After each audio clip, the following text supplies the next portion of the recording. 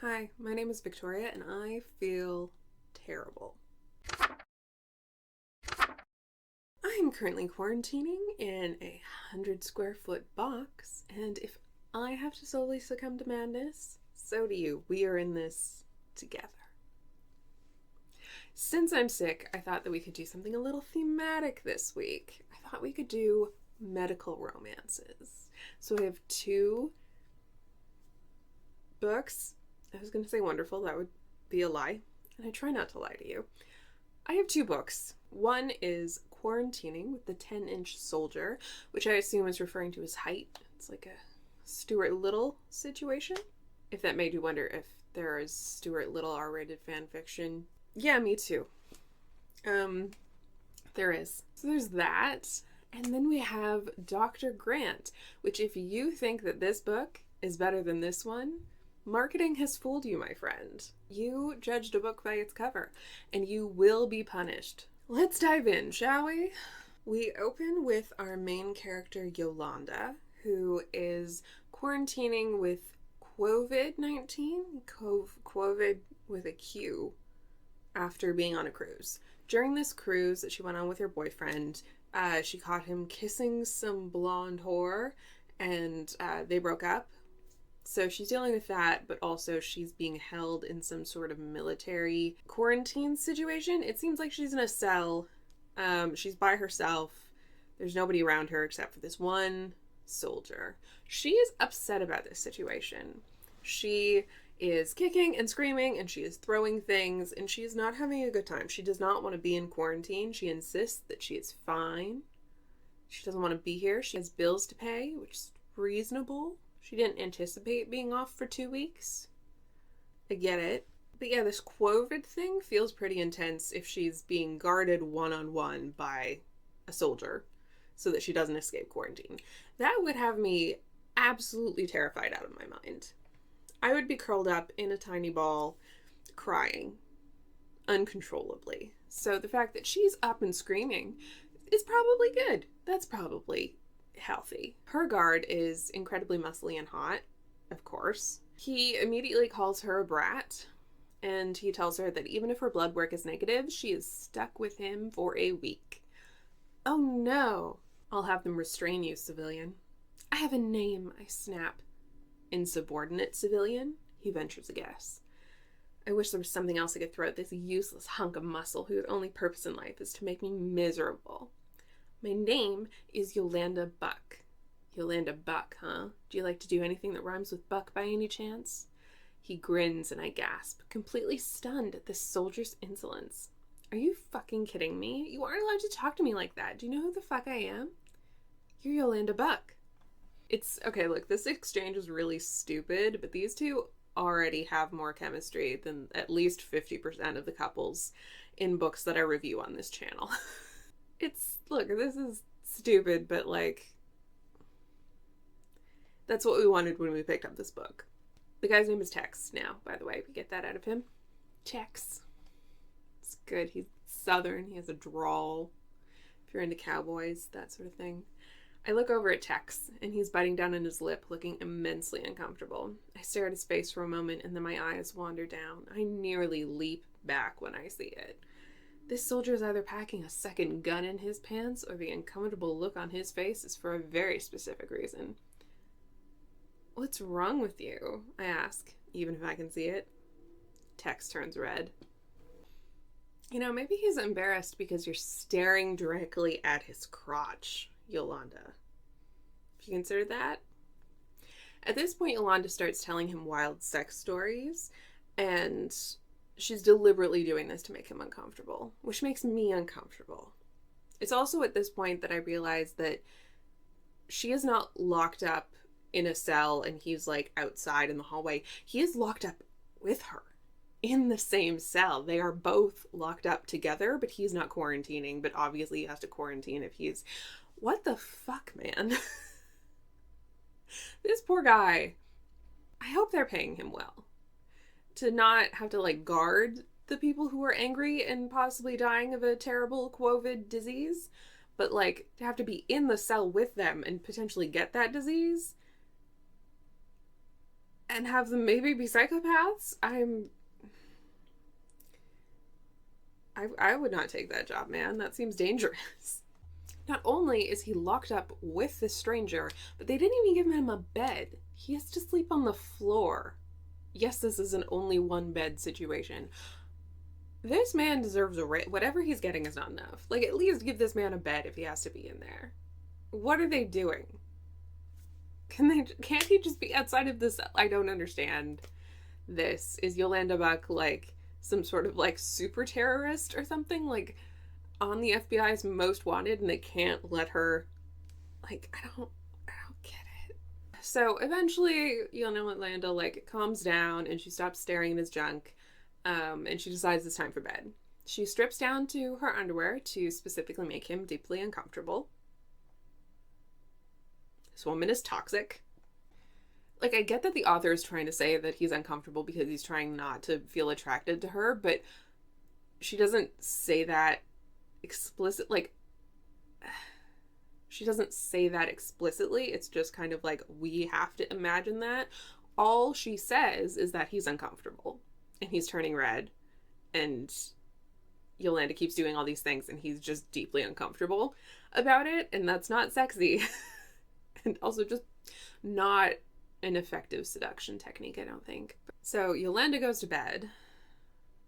Sorry if I keep flip-flopping on the pronunciation. I apologize. She goes to bed. He decides to like start doing his like bedtime routine. He takes off his shirt and he's all muscly. And Yolanda sits straight up in bed and just stares at him while he's just like washing his face and brushing his teeth and all that. Like, just... This is a horror novel. Just imagine you were locked in a cell with a stranger. You are a soldier. You've been hired to do this job. You just have to be in a cell with this person for a week. And they seem like just like a cute little black girl. But she just sits up in bed and stares at you. After lights out. She just watches. Like she's a predator and you're the prey. Like, no thank you. Anyway, fast forward to the next day. She gets checked out by a doctor. She gets coffee and a bagel. They say that like her blood work is fine, but she still has to stay there just to be sure. It's uncomfortable in her little quarantine area, which, like, relatable. She officially makes like an actual pass at him. Like, she's like, hey, we should fuck. And he turns her down. She does not take this well. I spend the rest of the day seething. How can I be so stupid? How can I be so stupid as to think this strong, strapping soldier was doing anything other than his job? It's evening when he finally brings me something to eat. He crouches next to my sleeping cot, mischief glimmering in his eye. So, he said, still mad? I'm not mad, I say. I feel stupid. Sorry for putting him on the spot. Like, it's not a good look for her, but she does apologize, and she does have a lot going on right now, in fairness. The day ends, and they go back to bed. In the middle of the night, she feels someone crawling into bed with her, and she freaks out, but it's just him. He then explains, whispering into her ear, that he's just not fucking her because his boss would disapprove. And then they immediately hook up. I will, of course, not be reading this explicitly, but I would like to point out some choice phrases because I feel like you need to understand the vibe that is happening. It's worth noting that this is allegedly written by a black woman and marketed as an interracial romance, which is, feel the way that you want to feel about that. I am not qualified. But I feel like you get the gist there. They cuddle up afterwards and have a snuggly goodnight, and that's kind of the happily ever after thing. Then there's this note at the end. Thank you to my patron, Yolanda, whose generous contribution enabled me to write this story. As promised, I named a character in a story after her to thank her. If you want your own story, check out my Patreon for how you can donate and get a character name for you. You, too, could be the featured character in a novella like this. This could be all about you. You could commission your own erotic story about how you intimidate a man who's locked in a cage with you to sleep with you. You, too, could see yourself doing that. I hope Yolanda really liked the book that's about her. I hope she had a great time. I did not. But now that we've gotten like a bit warmed up, let's stop procrastinating and talk about this thing. So we open with our main character, Dr. Noah Grant. He is in the midst of getting fired by his boss, Dr. Johnson, which is definitely not just a bad dick joke. That's really, his name is Dr. Johnson. I should have known better. I never should have expected as much as I did. Life has a way of letting me down every time I get my hopes up. Noah is a little bit angsty, which, like, usually I'm on board with, but he's angsty in a not very fun way. He worries he won't be able to pay his mortgage. He worries he won't be able to find another job. He's, like, freaking out. He has a notice period and everything. Like, he has 30 days to find a new job, and he's a doctor, and I don't know of a single place on Earth that has too many doctors, so I think he's gonna be fine. But he's, like, having a mental breakdown at the office. He's, like, frantically calling places, desperately trying to see anything. He's like, I'm gonna lose my house. Everything is terrible. I'm gonna go through all of my savings. Everything is, like, my life is over. Everyone is gonna be deeply disappointed in me. My sister's gonna hate me. By the way, I'm an orphan. My dead parents are gonna be so disappointed in me. Love a good orphan. So, like, we see him freaking out for 3 to 4 pages, and then he goes home. Literally within 15 minutes of getting home, he gets a call back and gets a job offer. Not even a job interview. He just, like, straight up gets a job offer, like, hey, we need a qualified doctor. Can you come into our university clinic? So, I understand that anxiety is not rational, right? Like, of course it's not. And, like, there's nothing wrong with being anxious, and there's nothing wrong with being a type A neurotic sort of person who's really anxious about their career. There's nothing wrong with that. I'm sure a lot of doctors are like that. It's just that it's hard not to see Noah as someone who's whiny and unresourceful when you set up a character to have, like, a big spiraling moment and then it's not really a problem. Have the problem resolved, like, within 15 minutes with, like, very minimal, if barely any effort, that doesn't give credibility to your main character, that just makes me feel like he's whiny. It's just bad writing. They could have written that better. It just sets me up to not like him, and that's not what you're supposed to do in the first 5 pages of a romance novel. So that's where we leave our first introduction to Dr. Noah. We then meet our female main character, Maura Astor. She answers the question, what if Violet Baudelaire never became an orphan and then grew up and designed sex toys?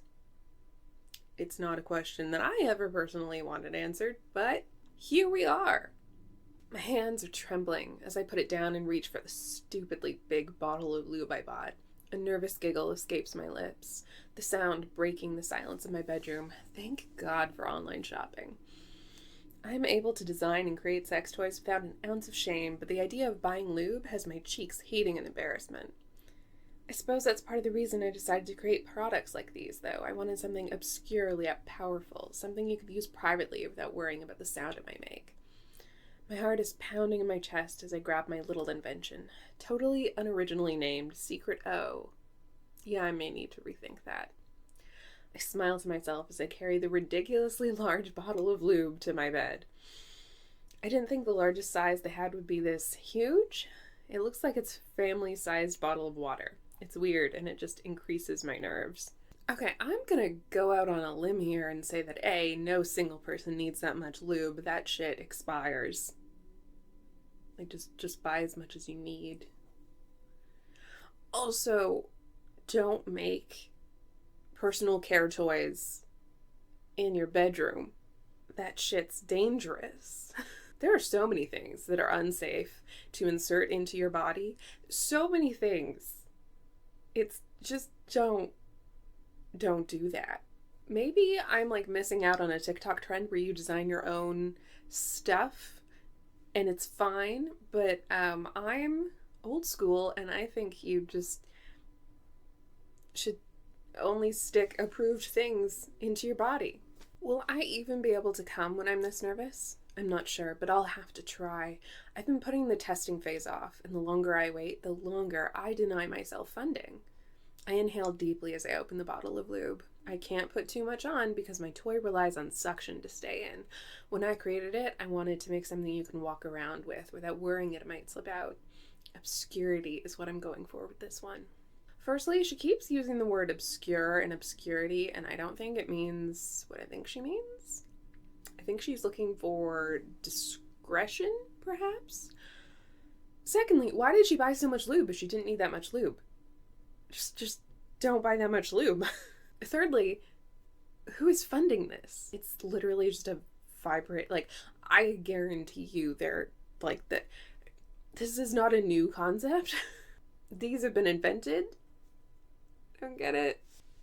So, inevitably, she gets it stuck inside her because she just didn't bother attaching the handle to get it out of her. Like, she designed something and then just didn't. This is 100% the kind of behavior that I expect out of someone who makes their own sex toys. So she decides she needs professional help. And instead of going to her family doctor, she decides to go to the university clinic that her grandfather happens to own for some reason. We cut back to Dr. Noah, who is at said clinic, and he's getting a rundown of the rules from the secretary. Don't any of the students, like really don't. It's an instant dismissal. Don't even go anywhere near them because if Mr. Astor finds out, he'll lose his shit. Apparently his daughter fell in love with one of the staff and threw away everything for him, only to have come back home all alone. No one knows the full story, but ever since then, Mr. Astor has been crazy about boundaries for staff members. It shouldn't have to be said, but I guess we're here, so... What kind of culture do they have in that clinic? What kind of corporate culture is in that clinic that they have to explicitly be like, by the way, don't fuck your patients? This is the first thing that I'm going to tell you when you enter this office is don't fuck your patients. Like, it was implied. So it's already frowned upon. Like, Dr. Noah goes in and he sits at his desk and he thinks about what an orphan he is. Again. And Maura walks in as his first patient. He immediately is like, she is the most beautiful creature that I have ever seen in my entire life. Because of course. And then she like bends over and he helps her take it out and she like has a really great time all over his hand multiple times because her toy that she designed is just so good. Call me Amara, she whispers, looking away. I came on your hand twice. It's strange hearing you call me by my mother's name. Like, okay, why did you have to take it there? Anyway, then this happens. I'm an engineer, Dr. Grant. I'm not gonna stop testing my own inventions. Medical supervision is a good idea, though. Are you volunteering? My eyes widen, and Amara bursts out laughing as she grabs her toy and throws it in her handbag. You're cute and you're flustered, she tells me as she walks past me, seemingly unaffected by the ordeal we just went through. Thank you for your help, Dr. Grant, she says, and then she's gone. The door closes behind her, and I stare at it, fully mesmerized. This girl, who is she? Amara? Sweetie? Design? Literally anything else. Literally anything else, I am begging you. Please. Dr. Noah gets a visit later that day from Grandpappy Astor. He owns the clinic as well as like a bunch of other stuff, and he's basically just there to tell him to like not go anywhere near Amara. It's kind of awkward because Amara specifically went to that clinic so that nobody would tell her grandfather about her visit, and then because he owns the clinic, he was like, oh, my granddaughter was here, why was she here? She could just go to somewhere else that wasn't owned by her grandfather, but maybe that's too hard in their town, I don't know. Anyway, this would make me extremely uncomfortable if the owner of a place that I worked came in and was like, by the way, stay away from my granddaughter. Do not take appointments. Do not go anywhere near her. I know you want to fuck her. Don't do it. Like, I'd be like, goodbye. Like, fade into the mist. Like, absolutely not. Anyway, almost immediately after this, Amara gets hit by a car because she's too busy reading a text in the middle of the street. Obviously, Noah is there, and he literally, like, picks her up and carries her into the clinic, even though she can fully walk. She's got a couple of scratches. She's totally fine. But he has to carry her, of course. We're, like, getting set up for, like, a bad man has done bad things to Amara, and Noah's gonna rescue her thing, which is not my favorite trope, even when it is done well, and this is not done well. It's also, like, the author keeps trying to make us feel bad for Amara, because Amara is so stressed about like not getting funding for her business, and like she has her PhD or is working on her PhD. I think she has her PhD. She's 27. She has her PhD and like she's trying to make this thing work. And then she gets hit by a car and like her dad's mean to her. Her dad used to be mean to her. It isn't anymore. And it's really difficult for me to feel bad for someone who's wealthy beyond my wildest dreams, you know? She has every single privilege available to her. And she also happens to be dumb as a box of rocks based on all of the evidence that we have about her. Just like she gets herself injured. The problem with being so intensely privileged from like a literary perspective is that it lowers the stakes so that she can just solve anything with money. You can't solve everything with money, but you can solve most problems with money. You can't buy love, perhaps, but you can hire a matchmaker, get on the like exclusive celebrity level of Tinder, have like stylists and therapists on standby, and if you get rejected, you just hang out on your yacht and have someone serve you champagne until you don't care anymore. I get that everyone has problems, but like it's Amara doesn't have any problems that money wouldn't fix, which makes it difficult for there to be stakes. It just feels like she's just not creative enough. We are only 13% into this book, and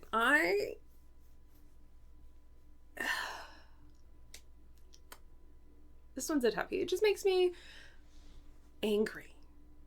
Amara just makes me angry. Amara just happens to run into Noah again a couple days later, because the author can't actually figure out a different reason other than the universe just wants them together, so they're just going to keep running into each other over and over again by accident until it happens. Like, third time is feeling a little forced. Feeling like I'm being dragged on a leash by the plot. They end up at a bar together, and Amara is complaining that nobody wants to invest in her business. Except for all of her wealthy friends. No one actually wants to invest in her business. Like, maybe because you haven't done literally any product research, and maybe because your products are dangerous, and maybe you don't have a finished product. Maybe all of those things. And then after that, Noah and Amara go to a ball. They just happen to be going to the same ball. They like talk about this a little bit at the bar, like, oh, I'm going, oh, are you going, oh, that's so fun. And then they run into each other at the ball, and I'm so tired of them just running into each other.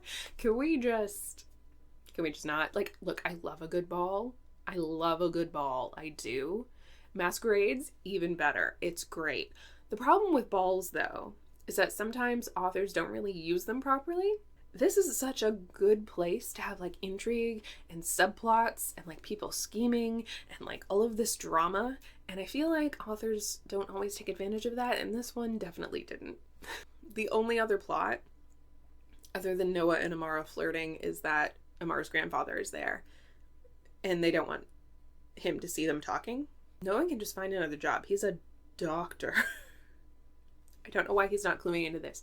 He's a doctor. He can just go literally anywhere on Earth and get a job. It's that simple. After the ball, Amara is talking to her grandfather, and her grandfather is like, hey, what if instead of like doing this design thing, what if you just like bought up a bunch of sex toy companies, combined them all into yours, and then ran them from there? You could be the designer from there, but you would already have a full staff and like all of this funding, and like you would already have everything in place to be successful. And Amara's like, no, I'm gonna do this from the ground up on my own. And like the fact that she can just buy a bunch of companies is insane. But also, she's about as self-made as Kylie Jenner. Like, the only funding she has so far is because all of her wealthy friends have put into this. She has a PhD with no student loan debt, and she can spend the time working on this business because she's just rich. Like,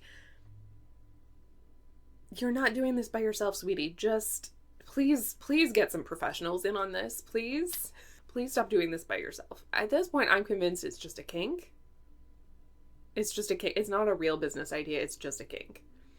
Because she's not making a single smart business decision And she doesn't make a single smart business decision in this entire book. Like, also, to be clear, again, she's 27. She has a PhD. She is not a 19-year-old just, like, trying to find her way. She, like, should know some stuff by now.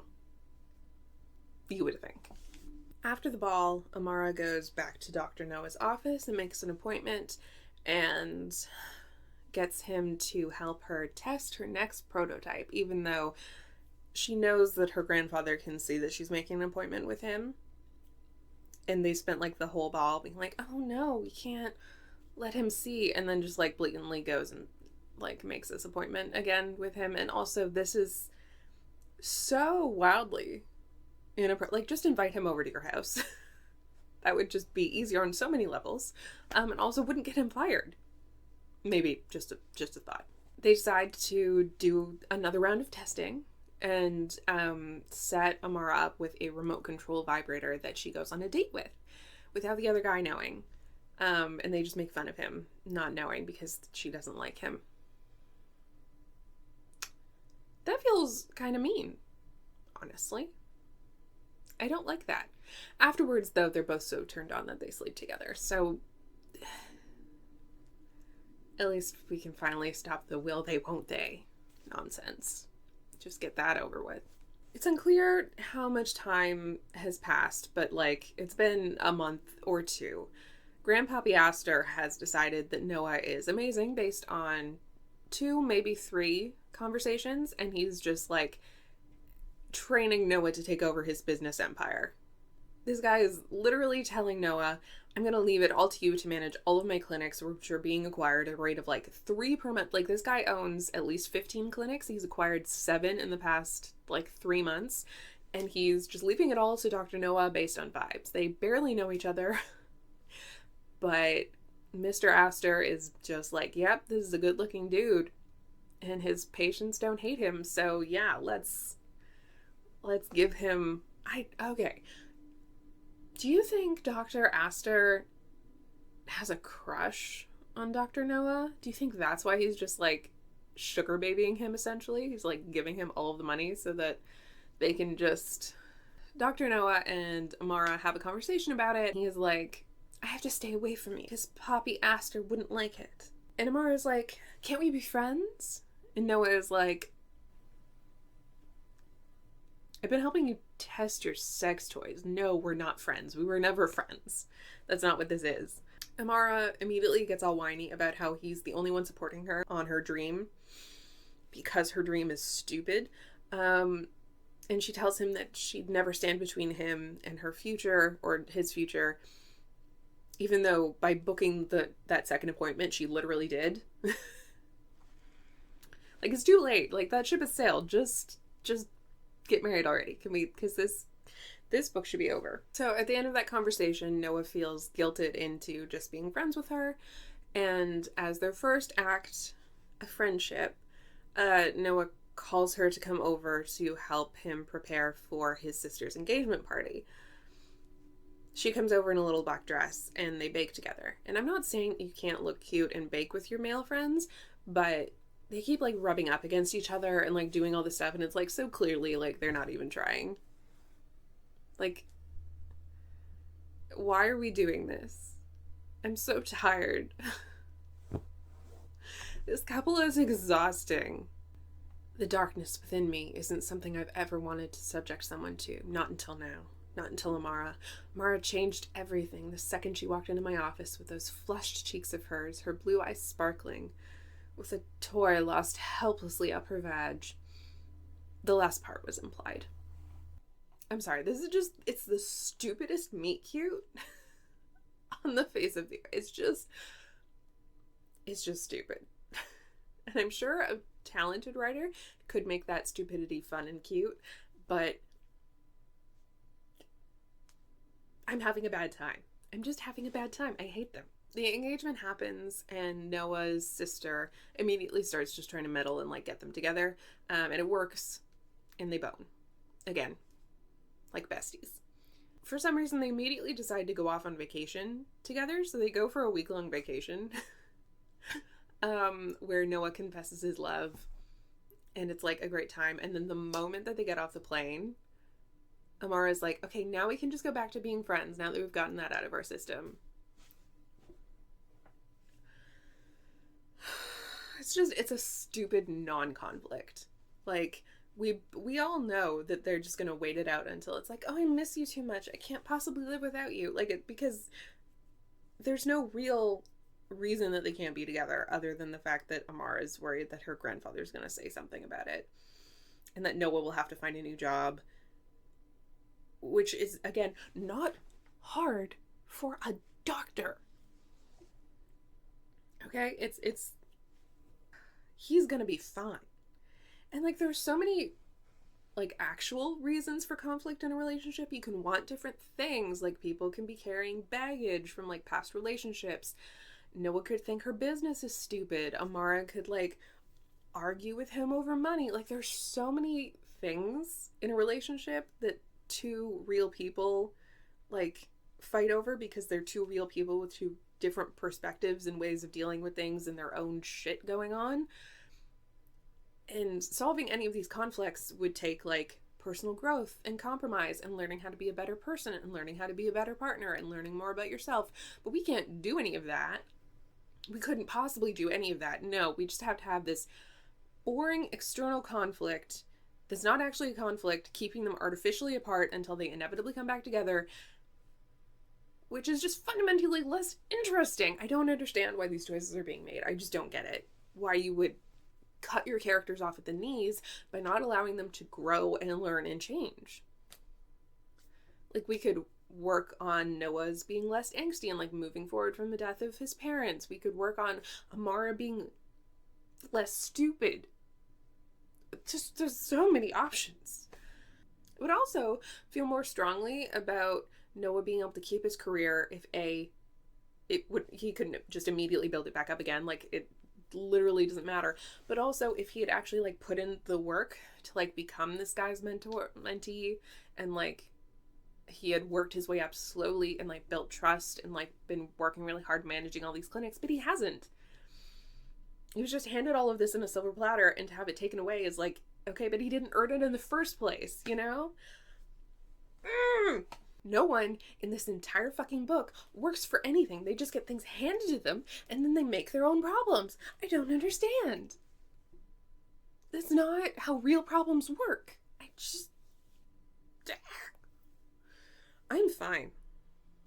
I think the cold meds have maybe set me over the edge.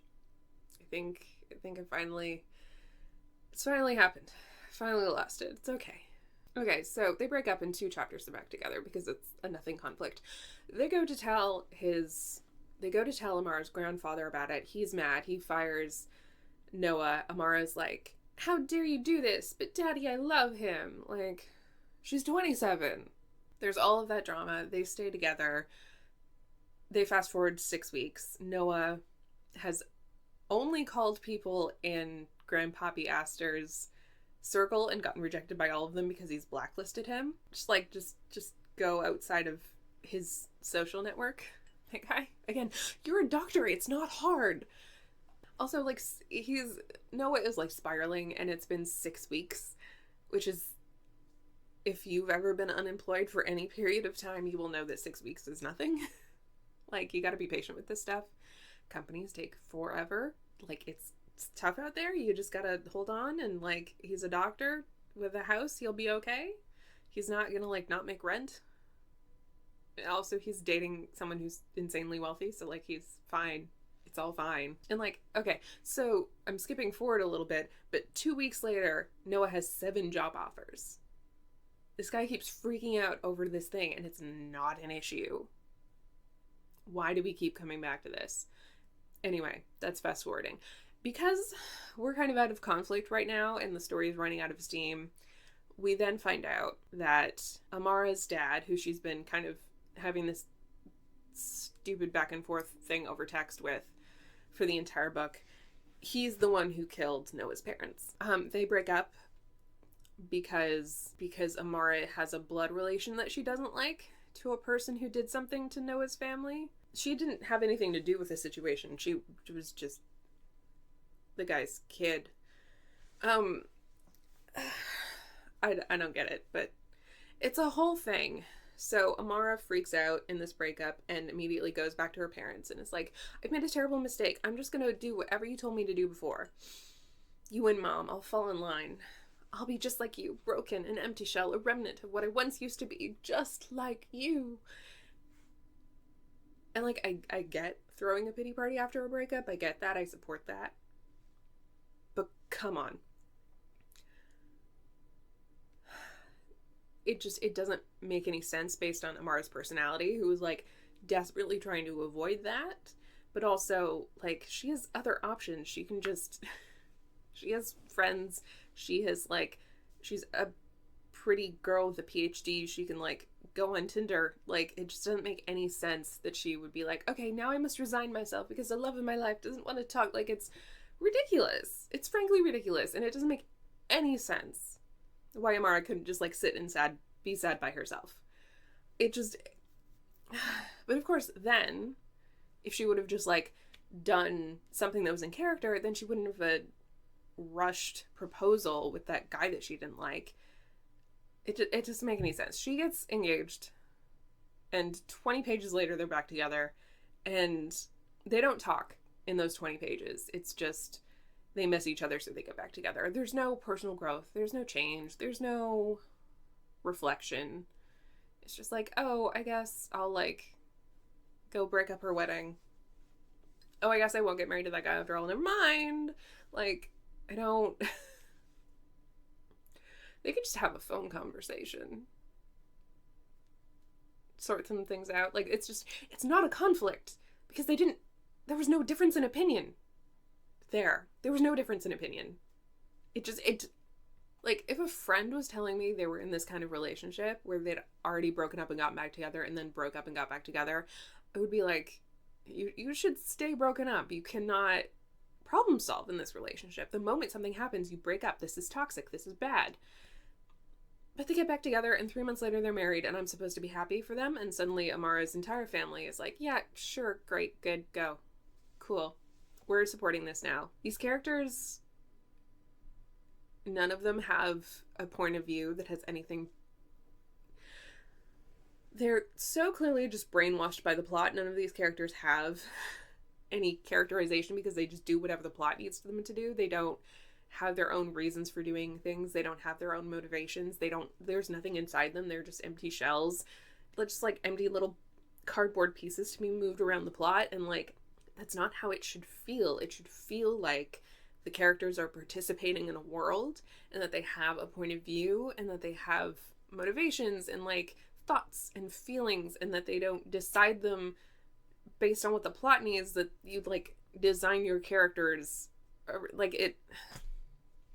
You know what I mean? You know what I mean? What I want to convey is that this author is incompetent. It's just incompetence. Okay, so it's a happily ever after. I'm trying to think of like how you could go back and salvage this book, and I just really don't think you can. Because there's no plot to speak of, really, and the characters both suck for different reasons, and they don't grow or change, and there's just nothing really good here. There's not like a trinket where I'm like, okay, yes, let's take the core of this. I see what the author was going for. Let's take the core of this and like make it what the author wanted it to be, you know? Like there's no like achieving the vision. It was just, the whole thing is bad. Just throw the whole thing out. But yeah, that's Dr. Grant for you. If you enjoyed suffering alongside me, please like and subscribe. I am preparing a lot of stuff for Spooktober. It's going to be great. It's going to be terrible. You're going to want to be along for the ride. Thank you so much to both authors who provided us with entertainment today. Thank you for sticking around until the very end. I appreciate you. I am going to go and hopefully have a fever dream that has a better plot than this. Until next time.